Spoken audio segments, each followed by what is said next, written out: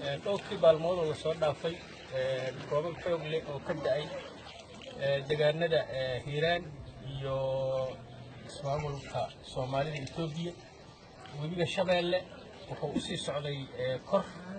wuxuu gaaray dhowr maalmood dhowr habeen intii 4 maalmood laga joogo 8 mitir iyo 20 daqiiqo 20 millimeter taasoo dadka webiga yaqaan waa la socdaan webiga qarku jibiyay biyihiina sidaad aragtaan hadda dhulkii caadiga ahaa iyo webiga lama kala yaqaano fatahaadda aad aragteen oo intaan la eg ayaa magaaladii ku habsatay in ka badan 100,000 oo qofood ama 26,000 oo qoys ayaa ka barakacay biyahaas dadkaas badankoodu waxay wataan caruur waayeel iyo dad xanuunsan sida gudoomiyaashu ay u sheegeen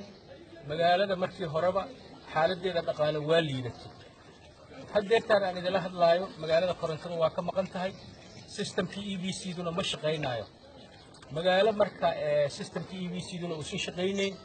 lacagtii shilin Soomaaliga ahna aysan ka shaqaynayn waa dareemi kartaan culeyska ay la eg tahay xagga nolosha iyadoo saas ula daalaa dhacayso ayay masiibadana ku habsatay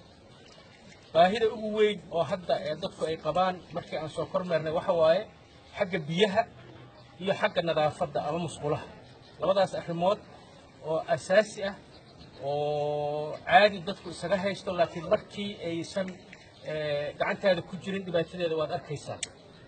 waxa kale ayaduna baahi weyn loo qabaa gurmad in loo fidiyo dad tuulooyinka iyo xaafadaha qaarkood magaalada ku go'doonsan walaalaheen amisom ciidamada ka jooga dawladda Itoobiya iyo dawladda Djibouti aaday runtii ay noola shaqeeyeen saacadaasaan idila hadlayna xaafadaha ayaga iyo ciidamada qalabka siga iyo ciidamada booliiska Hirshabeelle waxay ku jiraan gurmad ay xaafadaha ka soo rarayaan dadkii ku go'doomay dadkaas markii la keeno banaanka wax nolola oo ka soo horeysa ma jirto run ahaantii masiibada halkan ka dhacday waa masiibo ka awood weyn maamulka Hirshabeelle